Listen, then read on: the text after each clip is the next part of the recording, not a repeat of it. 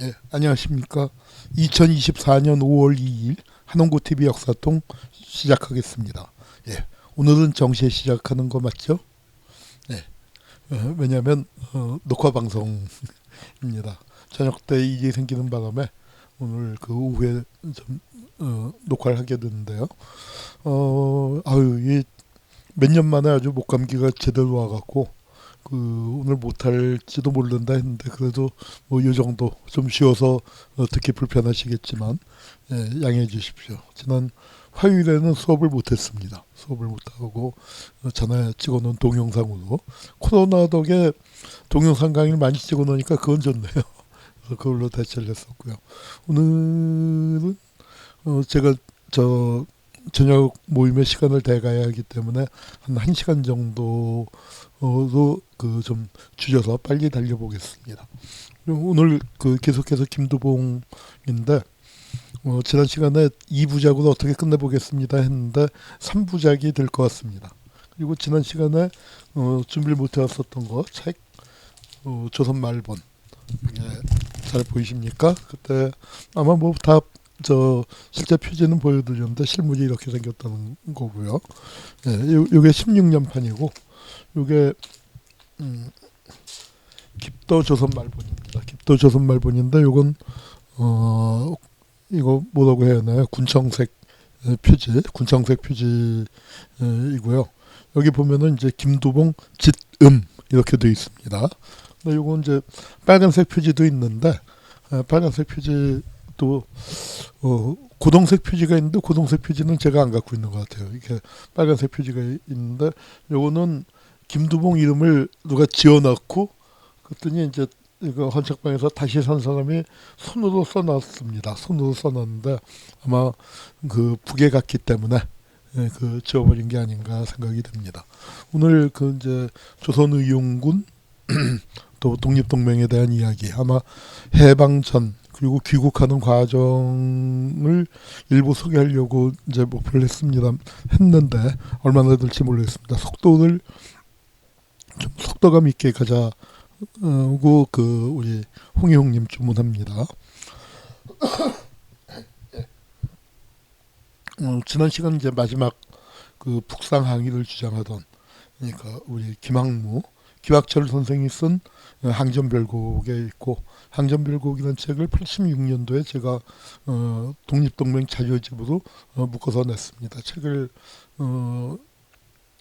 연변 왔다 갔다 하시는 분이 이제 구해줘서 봤는데 너무너무 재밌었고 독립동맹에 대해서 저도 이제 관심을 갖게 되고 독립동맹을 갖고 결국 석사 논문 썼습니다. 이게 요 자료집을 묶어놓은 게 있었기 때문에 석사 논문을 독립동맹으로 쓰게 됐는데 그때 이제 여기서 이 독립운동을 하는 데서 남의 중국 국민당에 격방살이를 한다. 이제 이것이 이제 독립운동이냐? 우리가 직접 싸워서 적을 거꾸로 튀겨야 한다.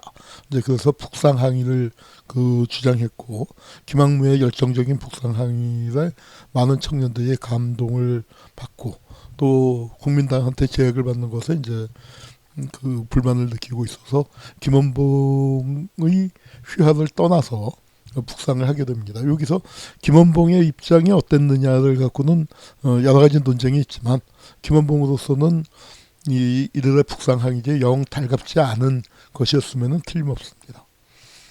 그때 이제 이 북상 항의를 이끈 그 사람들 중에 여기 김학무고요, 윤세주, 그다음에 요 항전별곡의 저자였던 김학철 선생의 젊었을 때 모습이고 또 김학무의 다른 사진입니다. 김학무 사진이 없었는데 연변 쪽의 신문에서 이제 구해갖고 여기 좀 깨끗한 사진이 나왔습니다. 이 윤세주에 대해서는 제가 석사 논문을 쓰고 난 다음에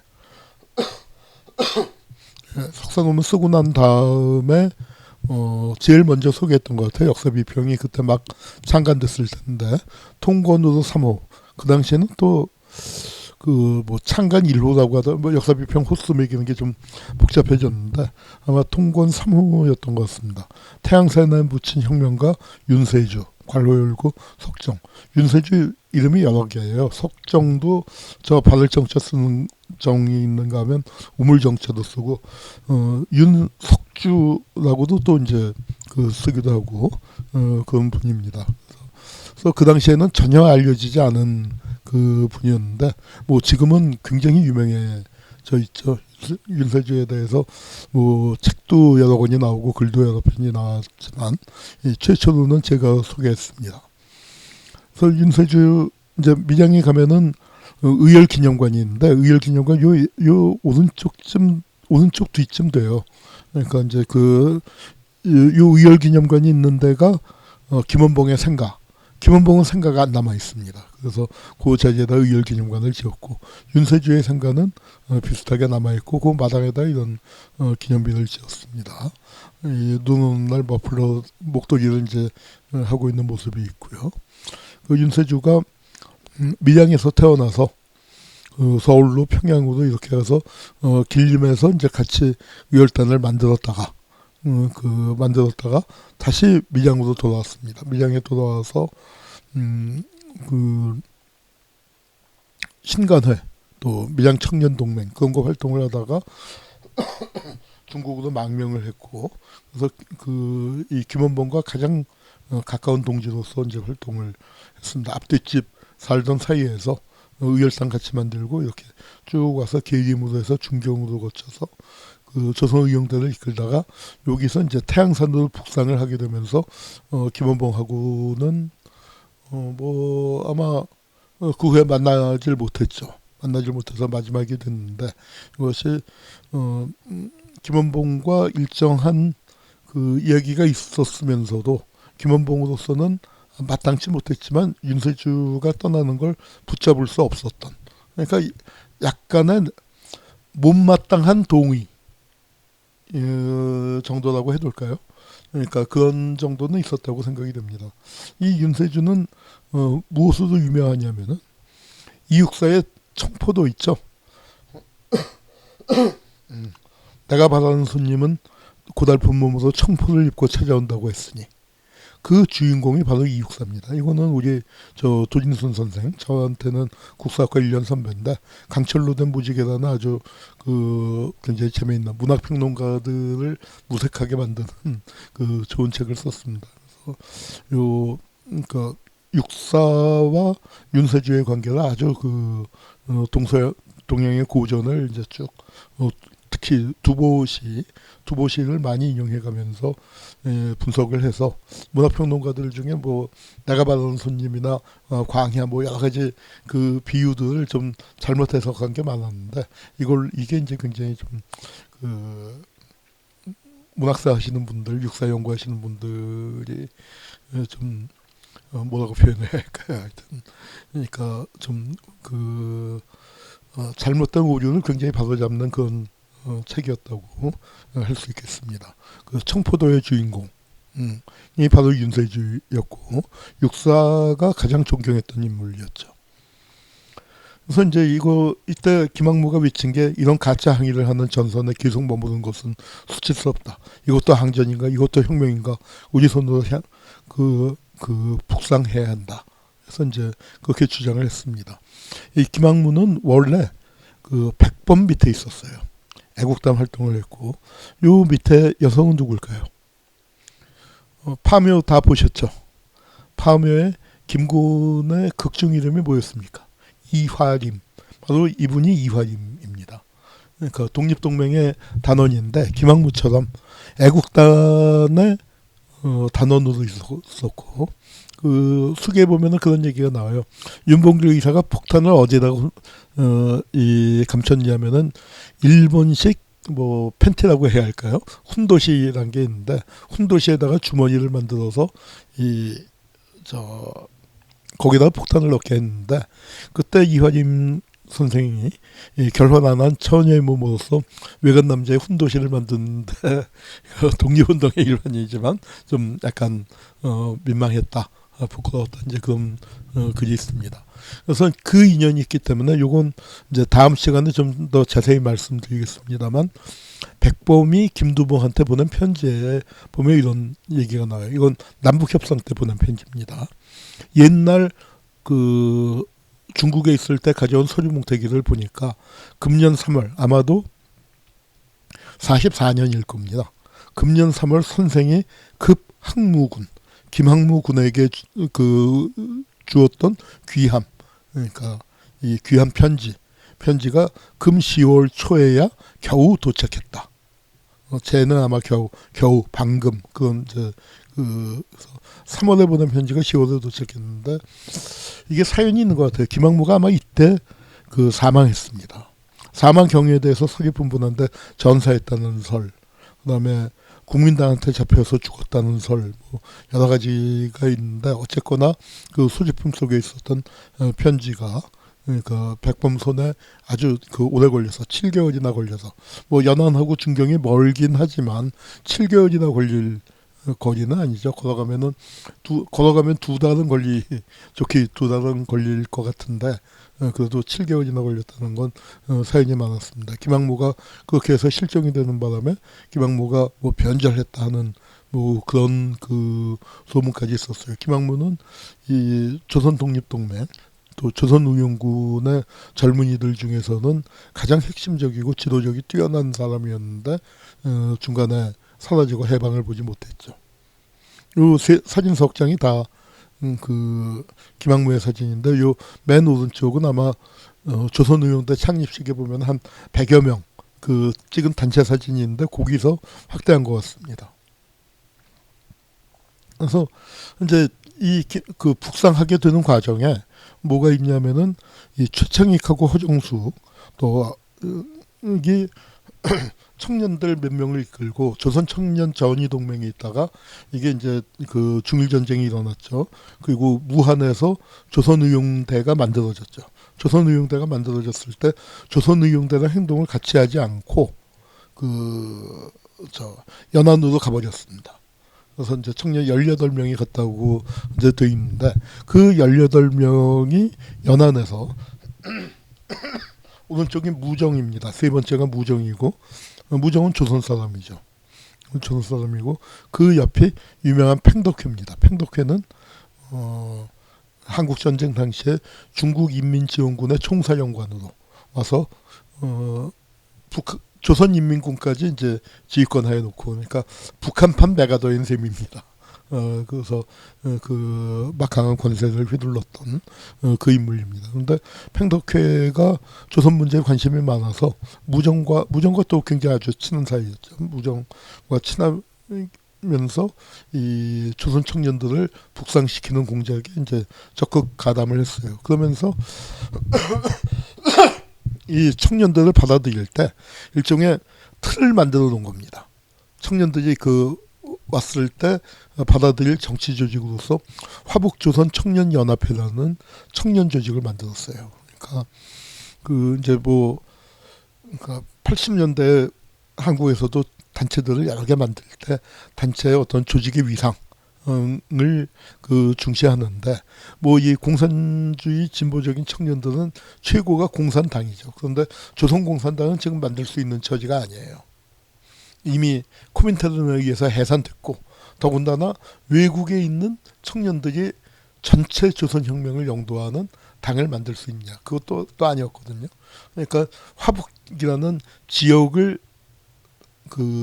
명시하고 조선청년이라는 대상 그러니까 뭐 청년 조직이 있을 수 있고 또 일반 조직이 있는데 일반인들이 아니라 청년들을 대상으로 하는 조직이죠. 그리고 연합회 그러니까 그냥 무슨 회보다는 조금 더 좀 결속력이 강하고 그 다음에 화북이라는 게 지역이 넓잖아요. 그러니까 여러 개의 분회 지역 조직들을 건설할 것이다라는 게 조직 명칭을 이제 분석해 보면 그런 게 나옵니다.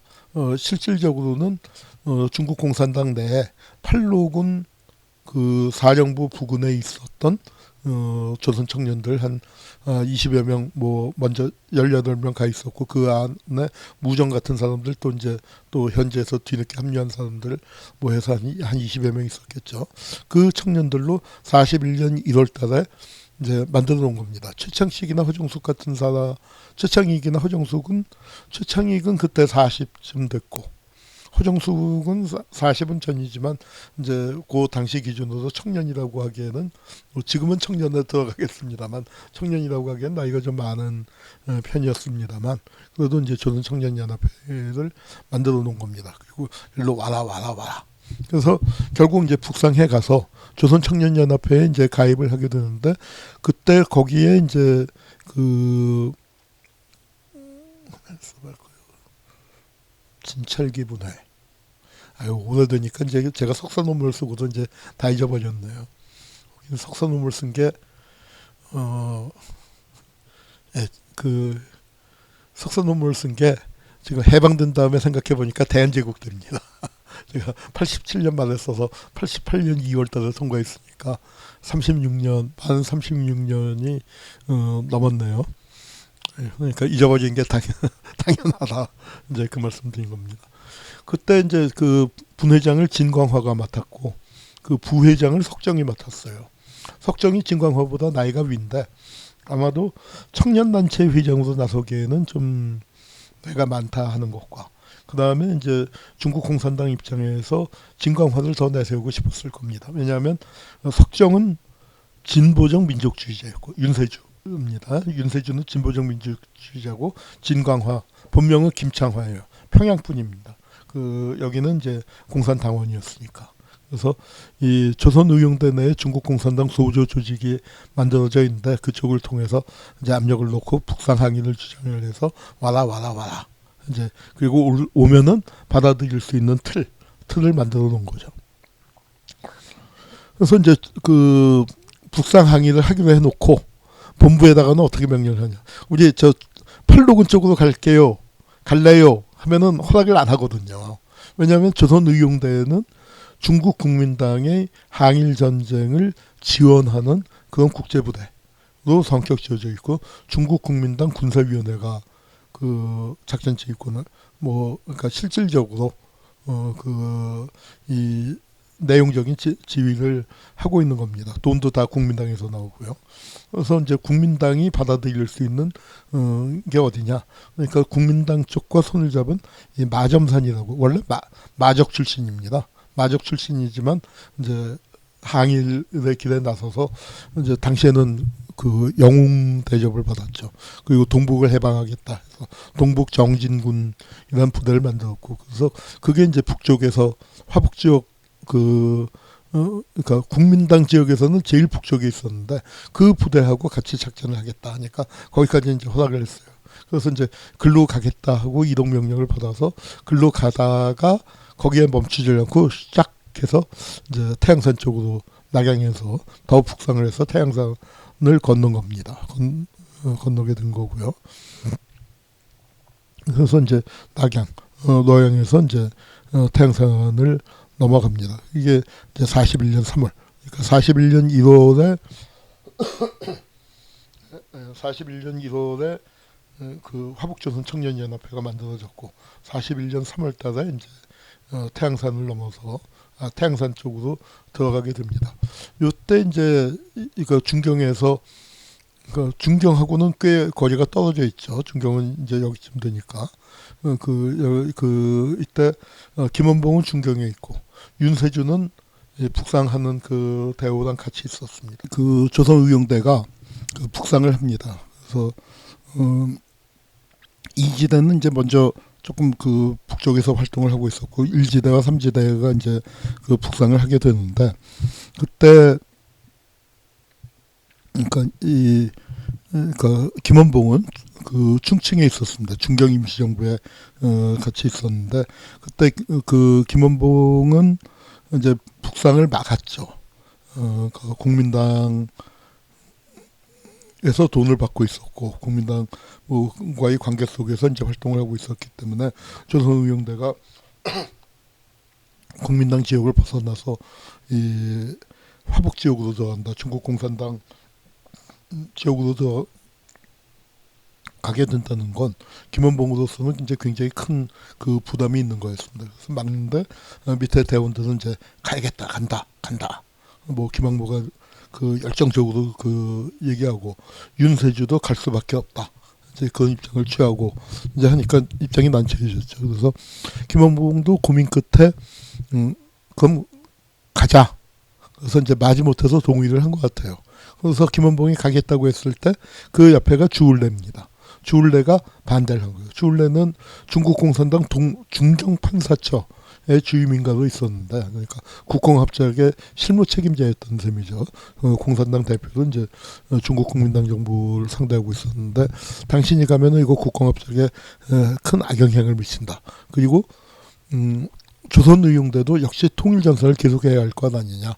북상에 동의하지 않고 여기 남아있는 조선 청년과 좀 북상을 하는 진보적인 청년이 조선의용대라는 끈끈한 틀 속에서 그래도 그 관계를 가지려면은 당신은 여기 있어야 한다 해서 김원봉을 만류합니다. 이 주울레와 김원봉 간 사이는 황포군관학교 시절에 주울레가 교무처장인가 하고 김원봉이 학교를 다녔잖아요. 그러니까 사제지간이기도 하고 또 그 아래 사진의 영감님 스마루 한자로는 사마루라고 쓰는데 이 주울레의 측근 공산당원입니다. 그런데 이 김원봉의 비서로 있었어요. 그러니까 주울레가 심어놓은 사람이죠.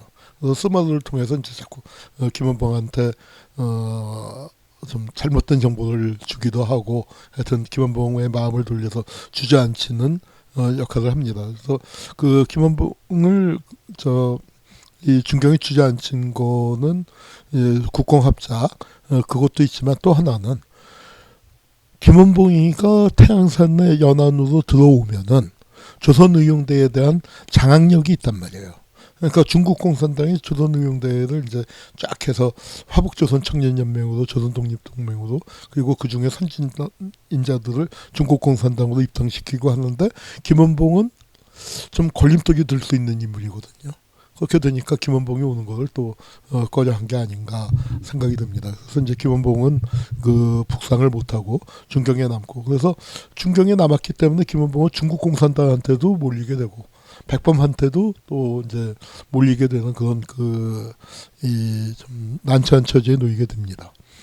그래서 요때 이제 일지대장은 박효삼, 조선의용대의 대장은 그 김약산, 제2구대는 그 이익성이 맡았습니다. 그래서 총사 요게 이제 요건 이제 중국 측의 설명 자료라서 대장과 총사령 약간 좀 어폐가 있는 부분입니다만 요건 이제 나중에 조선의용군으로 변한 다음이고 김원봉은 조선의용대고 이게 이제 부대가 완전히 연안으로 넘어간 다음에 조선의용군으로 바뀌는데 한 글자가 바뀌죠. 조선의용대에서 조선의용군으로. 그러나 부대의 성격은 완전히 달라지게 되는 겁니다. 그래서 김원봉의 부대에서 이제 무정의 부대에서 바뀌게 되는 거예요. 그래서 요게 이제 북상을 해서 태양산이라는 데가 저는 뭐 가보질 못했습니다만 동행의 그랜드 캐년이라고 불릴 정도로 경치도 좋고 아주 산세가 웅장하고 뭐 그런 곳입니다. 그래서 여기 이제 일로 그 북상을 했고 41년 1월달에 그 팔로군 전방 총사령부 소재지인 진동남 진이란 건 산서성을 얘기한 겁니다. 산서성의 동남쪽에 있는 태양산에 무정을 회장으로 해서 이제 화북조선 청년 그 연합회가 만들어졌는데 무정이 1905년생이니까 36세 정도였죠. 그래서 이제 조선의용대를 북상시켰고 조선의용대가 마침내 41년 3월달에 북상을 했고 41년 6월달에 조선의용대 화북지대로 재편이 됐습니다. 그래서 이제 태양산이고요. 안타깝게도 윤세주가 태양산에 도착해서 1년여 만에 전사하고 맙니다. 이게 이제 그 호가장이라는 그 동네가 있고 윤세주가 죽은 거는 호가장에서 죽은 건 아니에요. 그러니까 이제 그때 보면은 요거는 이제 그 잘 보존을 해서 그 위에다 계속 사서 칠한 것 같아요. 1930년대 말 40년대에 그 칠한 게 80년이 지났는데 이렇게 깨끗할 리는 없죠. 외놈의 상관 놈들을 쏴 죽이고 총을 메고 조선의용군을 찾아오시오.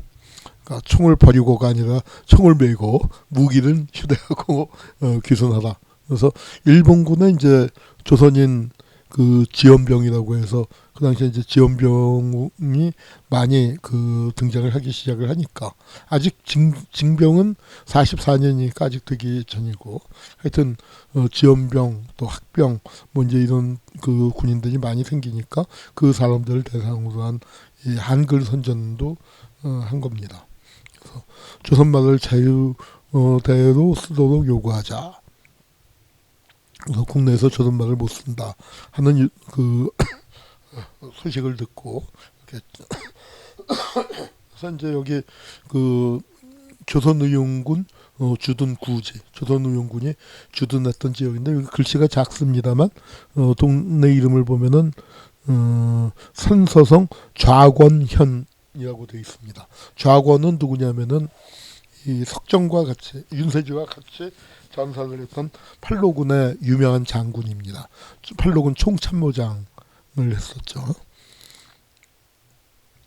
그래서 이제 그 이제 조선의용대가 도착을 했을 때 그 조선의용대를 만난 팔로군 주최의 조선동지 환영대회가 태양산 동요읍이라는 곳에서 열렸습니다. 그 환영사를 한 게 팽덕회예요. 팽덕회는 파란만장한 생을 살았죠. 중국의 뭐 국방상도 지내고 하여튼 중국에서 이제 군사하면은 주덕하고 팽덕회가 최고죠.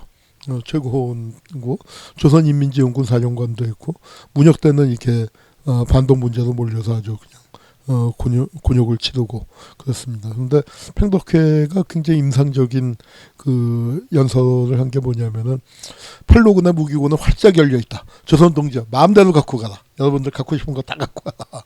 이제 하니까 그 중국 국민당 회의에서 제일 불만이 뭐였냐면은 그러니까 뭐랄까요 그 선전용으로 쓴 거예요. 조선의용대를. 조선의용대가 이제 뭐냐면은 중국 입장에서는 중국 국민당 정부 입장에서는 중일 전쟁에 대해서 국제적인 선전. 봐라 조선 사람들이 이렇게 일본 놈들에 반대해서 싸우고 있지 않느냐. 이제 그걸 강조하고 뭐 필리핀도 참여한다, 뭐 베트남도 참여한다, 뭐 이제 이런 식의 그건 선전용으로 쓰고 싶어했고 또 하나는 조선의용대 대원들이 학력이 굉장히 높았습니다. 중국에 일본어를 잘하는 사람들이 많지 않은데 조선 청년들은 국내에 있었으면 일본말을 그래도 곧잘 했단 말이에요.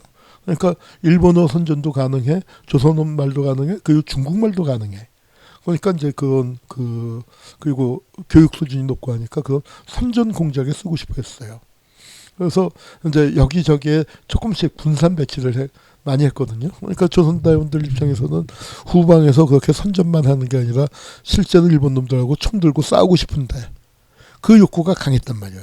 그 욕구에 이제 가장 그 결정적으로 불을 지른 게 이 아까 소개해드린 김학무 같은 사람이었고 그래서 이제 그래서 그 불만을 갖고 북상을 해왔는데 무기고 열고 마음대로 갖고 가라. 그러니까 이제 하니까 상당히 감격을 했죠. 그래서 이제 조선의용대 화복지대가 만들어졌고요. 그런데 그해 12월에 이제 실제로 전투를 치르게 됩니다. 마침 12월 12일이네요.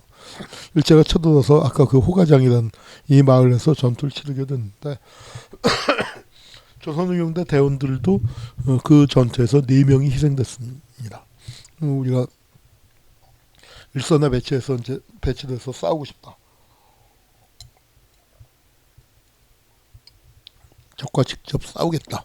이제 그건 그 강한 의지를 보였지만 그 싸움 과정에서는 당연히 희생이 발생하는 거고 첫 전사자가 이제 4명이 이렇게 손일봉, 최철호, 박철동, 이정순이 아마 왕현순인가 그렇죠 중국 이름이 뭐 이제 그래서 이렇게 4명이 희생되는 비극이 있었고 요 위에 사진이 장례를 치르는 장면이라고 합니다. 그리고 이날 그 김학철 선생이에요. 항전별곡의 원저자가 김학철 선생님이죠.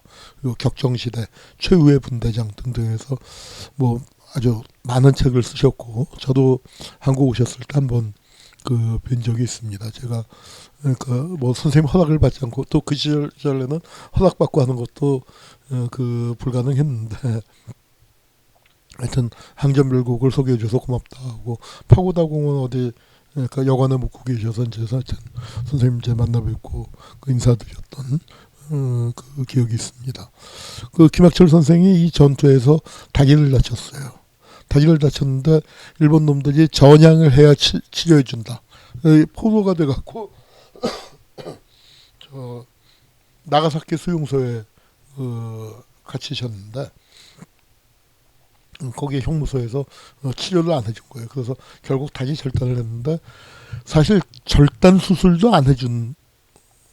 그러니까 그냥 썩어들어서 죽게 내버려 두는데 그래도 이제 김학철 선생이 어떻게 그 안에서 의무관을 잘 사귀었는지 의무관이 그래도 수술을 해서 목숨은 건졌고 이렇게 이제 그 외발로 목발을 짚고 이제 평생을 사시게 됐습니다. 근데 이분도 그 인생이 아주 고달퍼서 북으로 들어갔다가 그 고향이 원산이에요. 원산인데 북으로 가서 처음에는 김일성도 굉장히 대접을 잘 해줬다고 그래요. 그리고 저 다리를 잃은 거에 대해서 굉장히 안타까워하면서 그렇게 했는데 가만 보니까 김일성이 하는 짓이 마음에 안 들더라 이거예요. 독립동맹 입장에 맹원 입장에서 그 뭐 이제 그렇게 하다가 이분은 일찍 중국으로 돌아갔죠. 북에 남아 있었으면은 연안파로 몰려서 숙청이 됐을 수도 있는데 일찍 돌아간 겁니다. 일찍 중국으로 돌아갔고 중국에서는 문화혁명 때 또 아주 그 죽도록 고생을 하셨고 그래서 하여튼 그 연변조선족 중에서는 그래도 제일 유명한 작가가 되셨습니다. 이건 조선의용대 그 통신 42기에 이제 이 네 분이 돌아가신 거에 대한 요거는 중경에서 나오고 있었죠. 중경에서 나오고 있었지만 아직 같은 조선의용대라는 의식이 있어서 뒤늦게 이 네 분의 이제 소식을 듣고 사진까지 다 갖고 있었던 모양이에요. 그래서 이렇게 특제포가 나왔습니다. 이게 이제 이 네 분의 무덤 호가장의 그 전투에서 그 돌아가신 그 네 분의 무덤이 이렇게 만들어져 있습니다. 뒤에다가 이제 나중에 정제할 지은 모양이고요. 그래서 이제 김두봉은 좀 뒤늦게 중경으로 가게 됩니다. 뒤늦게 중경으로 가는데 이제 갈 때 이제 딸이 둘 있었는데 이 김두봉 선생이 이혼을 했어요. 이혼을 했는데 그러니까 늦게 둔 딸을 그 김두봉 선생이 데리고 있었던 모양입니다. 큰 딸은 그때 17인가 18인가 그런데 뭐 하여튼 연애를 굉장히 요란하게 했다 하는 모양이에요. 그래서 아마 남자친구가 있어서 그런지 그 중경에 남겠다고 고집을 해갖고 큰 딸은 남겨놓고 누구한테 맡겼냐면은 그 조카인 박차정한테 당질이죠. 그러니까 김원봉 집에다가 맡긴 거예요. 그러니까 김원봉한테 이미 조선노용대는 41년나 넘어갔고 그 김두봉도 연안으로 갈 때 당연히 상의한 거죠. 근데 이제 뭐 김원봉은 가시라고 한 거 같고 그 옆이 누구냐면 김성숙이에요. 우남 김성숙, 금강산의 붉은 승려 김충창으로 이 양반은 또 이제 저 연안 가는 거를 이제 반대했던 모양입니다. 여기 김두봉이 이거 제가 잘못 썼네요. 42년 4월에 연안이 아니라 태양산에 도착한 겁니다. 태양산에 도착을 했어요. 42년 4월 달에. 그러니까 조선의용대가 간 건 41년 3월 달에 갔고 조선의용대보다 한 1년쯤 뒤에 이제 태양산으로 간 겁니다. 태양산으로 갔는데 42년 5월에 반소탕전이라는 게 있어요. 이게 뭐냐면 일본 놈들이 부대를 동원해서 그 뭐 36사 41사 주력 3만 명 요건 이제 제가 쓴 글에서 따온 건데 주제 잡았는데 뭐 요새 나오는 자료들을 보면은 20개 사단을 동원했다. 뭐 아마 20개 사단이면 화북 침략군 거의 전부일 텐데 하여튼 20개 사단을 동원해서 5월 소탕 작전을 폈다. 그렇게 돼 있습니다. 그래서 그 소탕 작전에 맞서서 반소탕전을 폈는데 일제의 당연히 목표는 팔로군 여기가 전방총사령부 소재지니까 팔로군 사령부를 괴멸시키는 거죠. 팔로군 사령부에는 팽덕회도 있었고 등소평도 있었고 뭐 그다음에 좌권이 참모장이었고 이제 그렇습니다. 그렇게 해서 이제 조선의용군은 사령부 직할부대로서 사령부를 호위한 게 조선의용대가 또 그 책임을 졌다고 그래요. 그런데 이제 여기를 이제 그 쳐들어온 거죠. 여기가 장지령이라고도 하고 보통 십자령, 그 십자령이라고 이제 하는데 이쪽에 그 여기 이제 장자령이라고 돼 있죠. 그러니까 그 십자령의 전투라고 이제 흔히 나오는데 거기서 이제 전투가 벌어졌습니다. 거기서 전사한 사람이 좌권, 팔로군 참모장인 좌권은 폭탄이 터져서 그 파편이 그냥 관자놀이를 쳐갖고 즉사했다고 그래요. 중국 극에서 가장 뛰어난 군사 전략가로 알려져 있었던 분인데 젊은 나이에 전사했습니다. 그 다음에는 이제 진광화 사진이 이건 신천지에 실린 그 사진이고요. 그리고 윤세주가 여기서 죽었습니다. 그래서 조선의용대의 그 대원들, 그러니까 그 아마 본부의 핵심 간부들, 진광화는 그 정치 조직의 책임자였고 윤세주가 부책임자인 격이었어요. 나이는 윤세주가 위였지만 그 진광화는 당원이었고 윤세주는 당원이 아닙니다. 그리고 김두봉과 그 가족들, 그러니까 김두봉은 그때 50대 중반 후반인데 지금하고 달라서 50대 후반이면 아주 영감님이죠. 영감님이고 그다음에 김두봉의 어린 딸이 이제 한 그때 10살 남짓하니 뭐 끼케 12살 뭐 그 정도 되는 어린 딸 등등 해서 이제 몇십 명이 있었는데 그 숲을 속에 숨어 있는데 일본군이 다가와서 발각될 위험에 처했고 그때 이제 하여튼 그 두 분이 하여튼 뭐 좋게 얘기하면 유인을 한 거고 나쁘게 얘기하면은 발각될 위험이 있으니까 이제 하여튼 분산을 해야 한다 해서 이제 그 피하다가 일본군이 기관총을 쐈대요. 그래서 두 분이 총에 맞아서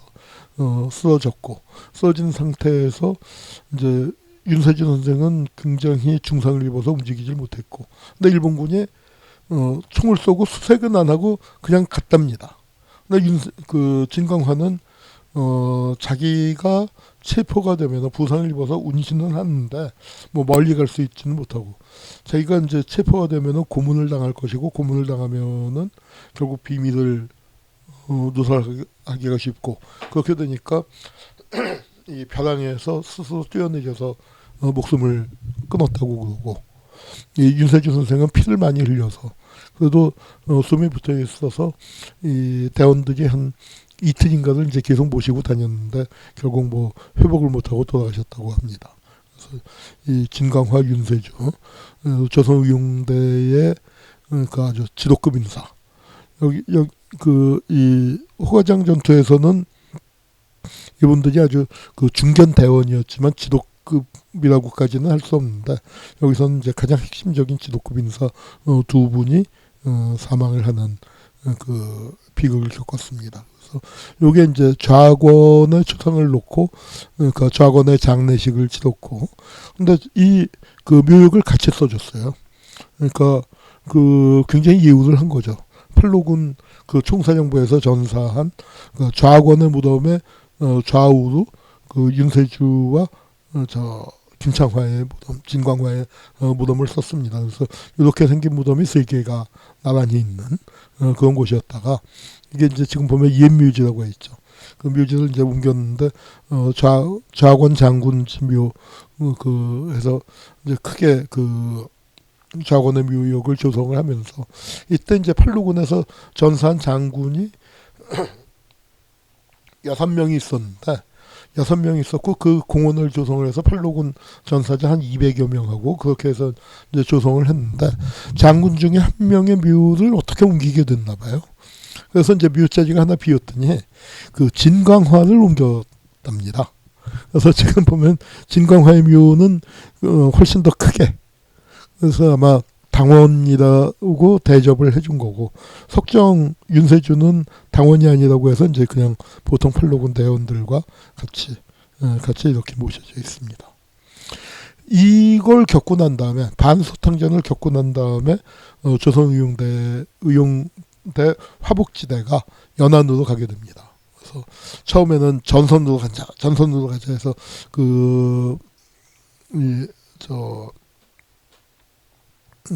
북상 항일을 주장을 했다가 이제 그래서 전방에 나가서 싸우다가 피해를 입은 다음에 후퇴해서 연안은 후방이었거든요. 그래서 이제 연안으로 가게 됩니다. 무정도 연안에 있었고, 그래서 여기서는 조선 학생에 대한 일본 파시스트의 노화 교육, 노예 교육이란 겁니다. 교육과 황국 신민화 교육을 반대하자 하는 집회, 태극기를 걸고 이제 집회를 하고 무정이 연설을 합니다. 회순 써붙였고요.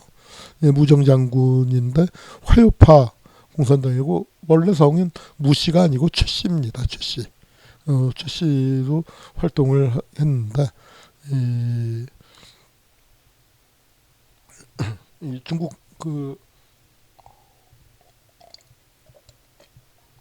이만오천리 대장정을 치는 조선인이 2명 있었는데 양님은 그 장정을 마칠 때쯤에 전사를 했고 무정이 살아서 이제 끝났는데 중국 공산당 내에서 이 포병으로서 이제 그 중국 팔로군의 포병의 창시자 역할을 했고 팽덕회나 뭐 주덕 같은 사람과 아주 막역한 사이였다고 합니다. 그래서 중국 공산당 내에서 발언권이 상당히 셌고 그래서 팽덕회 같은 사람이 직접 나서서 화북조선 청년연합회의 조직을 같이 도와줄 정도로 그렇게 이제 영향력이 센 사람이었어요. 근데 이제 연안이란 곳이 어떤 곳이냐? 뭐 여러분들 잘 아시겠습니다만 레드스타 오버 차이나라는 책이 있죠. 중국에서는 서행만기라는 책으로 이름으로 번역됐는데 모택동을 처음으로 인터뷰해서 서방에 알린 책입니다. 엄청난 베스트셀러가 됐고 중국 내에서도 서행만기라고 중국어로 번역이 돼서 오히려 이제 이 책이 모택동을 알렸고 연안의 새로운 생활, 새로운 기풍 같은 게 이제 신화화되면서 연안으로 몰려드는 겁니다. 연안의 상징이 이 보탑이라는 게 있는데 저도 이 보탑 가서 연안 한번 저도 가봤습니다. 김산의 아리랑을 영화화 하려고 이게 벌써 20년이 넘었네요.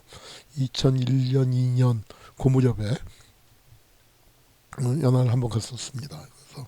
그래서 멀리 이제 보탑이 보여요. 이렇게 언덕 위에 있어갖고 그래서 이게 연안을 상징하는 건데 그래서 청년들이 서행만기를 잃고 구름처럼 연안으로 몰려들었다. 그런 신화가 있습니다. 그때 연안을 상징하는 노래가 바로 정일성의 연안송이에요. 아주 유명한 판화입니다. 정일성 그리고 연안의 상징인 보탑 그리고 붉은 태양이 떠오르는 그걸 상징을 했는데요. 정일성과 그의 부인 정설송 정설송은 고무대 정자입니다. 근데 그 정설송은 뭘로 유명하냐면 동북 판사처 그러니까 아니 주조선 판사처였나? 갑자기 헷갈리네. 중국의 동북 해방 전쟁 당시에 조선과 교섭하는 창구 역할을 했습니다. 무지무지하게 중요한 요직이었어요. 그 당시에. 그리고 정설송은 정일성은 연안송은 뭐 쉽게 얘기해서 중국 혁명 시기에 임을 위한 행진곡쯤 됐다고 보시면 됩니다.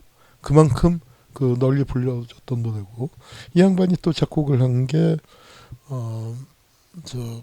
중국인민해방군가 그 다음에 뭐 그거 2개까지는 뭐 그럭저럭 넘어갔는데 나중에 조선인민군가를 작곡을 해서 이제 또 그게 문제가 됐죠. 광주에서 정일성을 이제 높이 띄울 때 이번에 국회의원 나왔다가 떨어진 보건복지부 장관이 자기 직을 걸고 정일성의 기념사업을 없애겠다 해서 뭐 없어졌는지 어떻게 됐는지 잘 모르겠습니다.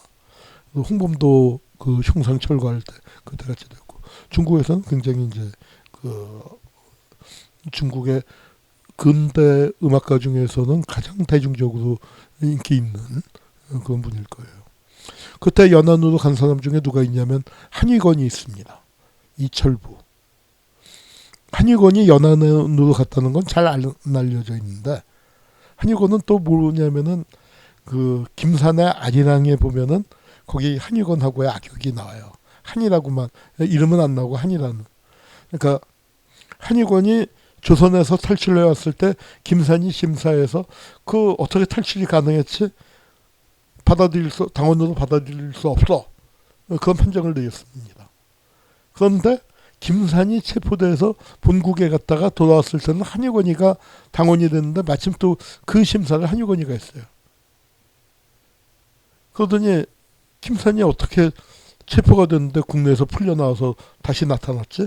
중국에서는 그때 체포되면 사형당, 뭐 그냥 살해당할 텐데 이거 의심이가 두고 봐야 돼.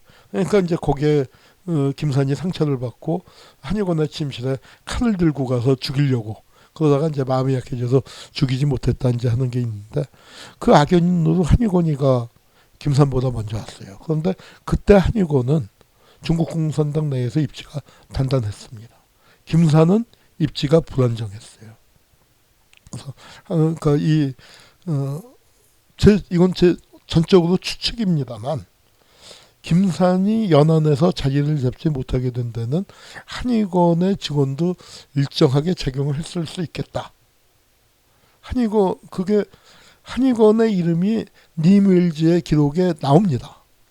니밀지와 한의원의 그 김산의 대화 속에는 그 아리랑에는 연안에 한의원이가 있었다는 얘기가 안 나오지만 니밀지의 그 노트에 보면은 그 얘기가 나와요.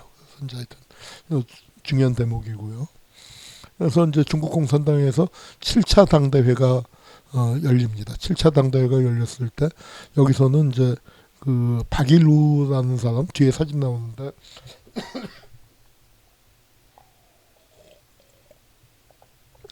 왕외 산 높을 외라고 하나요? 그 왕외라는 이름으로 예, 중국 공산당 대회에서 조선 문제에 대한 보고도 하고 뭐 그렇습니다. 이게 당대회가 열렸던 장소고 이게 박일루입니다. 인물이 좋죠. 그리고 이제 그 모택동이 7차 당대회를 하면서 유명한 정풍운동을 벌리죠.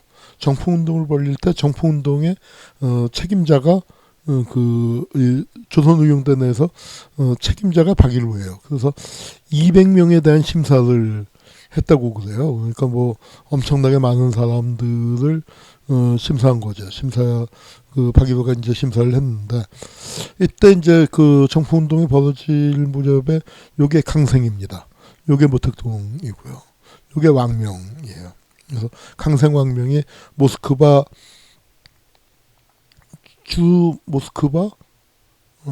중국 대표단.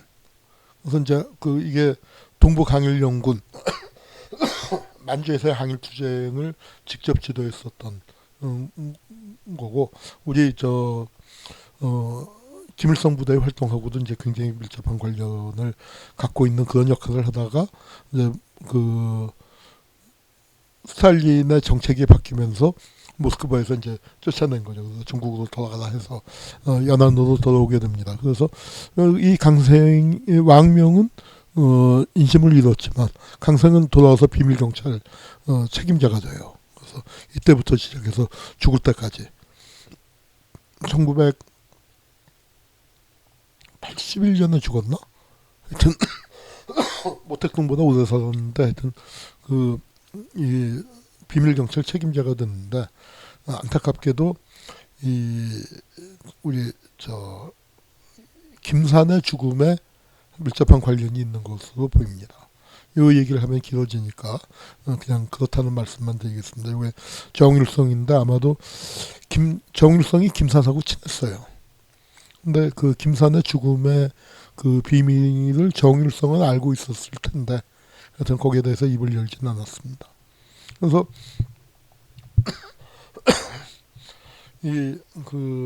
박일루가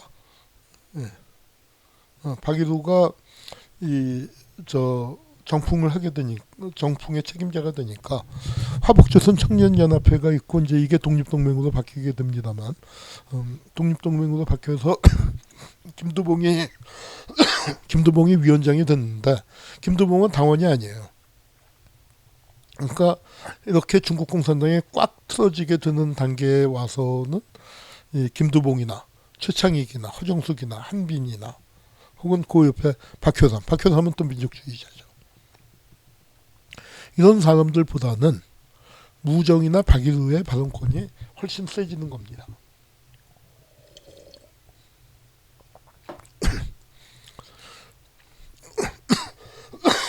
그런 분위기 속에서 연안으로 몰려든 건 중국 청년들만 아니라 여기 김태준이에요. 국문학자 김태준. 이분도 참 파란만장하죠. 조선의 3대 천재로 이제 김태준을 꼽는 사람도 있습니다. 하여튼 이제 천재적인 국문학자였는데 이 실천가이기도 해서 이 건국동맹의 맹원으로서 이 여운형의 특명을 받고 김두봉을 찾아가는 거예요. 그래서 연안의 독립동맹하고 있다는 소식을 듣고 거기 가서 이제 좀 연합을 위한 이제 갔는데 그래서 그 간 기획문을 연안행이라고 썼고 그때 이제 그 부인인 박진홍과 이재유의 부인이었죠. 근데 이제 박진홍이 석방되고 난 다음에 같이 연인 관계가 되면서 같이 이제 연안에 갔는데 가갖고 고생을 무지했습니다. 스파이로 몰려서 이 김태준이 무지하게 고생을 했었고요. 그 다음에 이 김태준은 나중에 1949년에 체포가 돼갖고 사형당하죠. 문화인으로. 우리 외할아버지하고 이름이 같은 유진호라는 시인이 있죠. 그 다섯오자 쓰는 그 유진호하고 그 다음에 또 여순 사건 그 주역이었던 김지회의 부인이었던 무슨경이죠? 조순경인가? 저 간호원하고 그렇게 이제 9명이 같이 사형을 당했습니다. 그리고 여기는 이제 김사장 동경제대를 나왔고 그 일본의 아쿠다가와상 개천상 그 후보가 됐었죠. 후보가 돼서 문명을 날렸는데 이 사람은 친일 문인으로 분류가 되죠. 친일 작품이 많아요. 그런데 친일 작품을 쓰다가 못 견디겠으니까 탈출을 했습니다.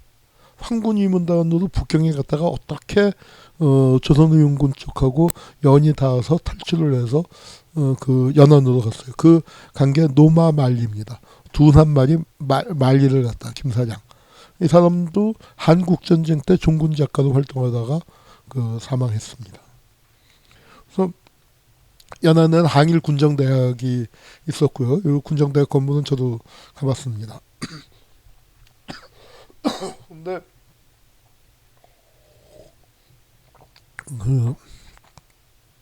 이 연안에서 조금 멀지 않은 곳에 나가평이라는 곳이 있는데 거기에 조선혁명 군정학교를 만들었고 김두봉이 여기 이제 교장으로 있으면서 여러 그 간부들을 육성했습니다.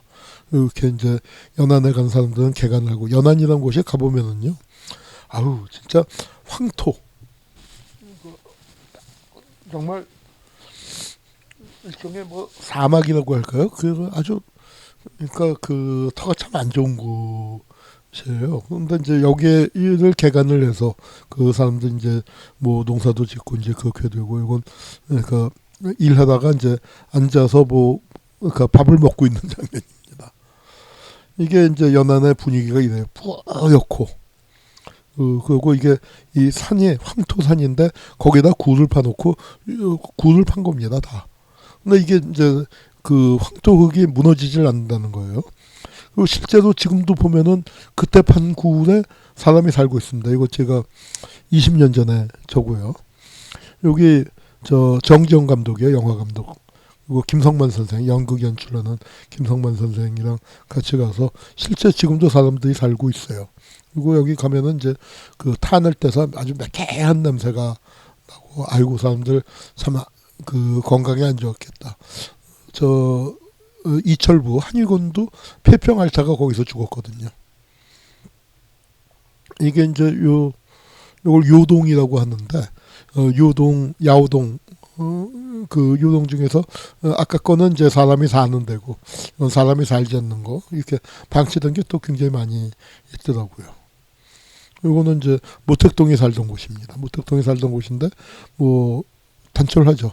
연안에서의 모택동의 생활이 아마 무슨 선승 무소위의 선승 생활처럼 습니다.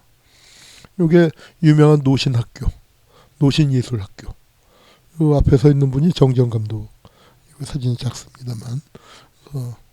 여기가 이제 그 도서관으로 그 당시에 예술학교 겸 도서관으로 쓰여갖고 김산이 니멜지를 처음 여기서 만난 것 같습니다. 그때 이제 김두봉이 연안에 있을 때 김두봉하고 이 연락을 하는 게 이제 이게 나중에 남북협상 때입니다만 김학무가 아까 얘기를 했었죠. 그 편지 들고 왔다 갔다 하다가 좀 실종이 됐고 그다음에 여기 장건상 선생입니다. 장건상은 임시정부 국무위원인데 장건상 특별한 건 뭐냐면은 이 김두봉하고 고향이 비슷해요. 기장이고 기장이 동네보다 약간 위죠. 그리고 이제 저 장건상은 부산이니까 뭐 거의 같은 고향입니다. 그래서 그 백범이 장건상을 김두봉한테 보낸 거예요. 그런데 그래서 장건상이 해방을 연안에서 맞이했습니다.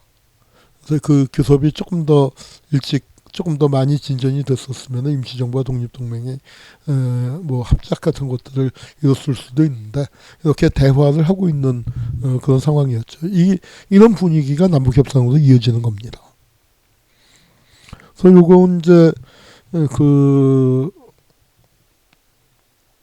고참보라는 사람이 썼는데 고참보는 누구냐면은 나중에 이제 독립동맹이 북한으로 귀화한다. 돌아온 다음에 일부 사람들을 서울로 보내요. 그래서 남조선 신민당을 만듭니다. 백남원하고. 그때 이제 와서 그 활동을 했었던 이제 그 사람인데, 여기 이제 해방일보는 중국 해방일보 편집실인데요.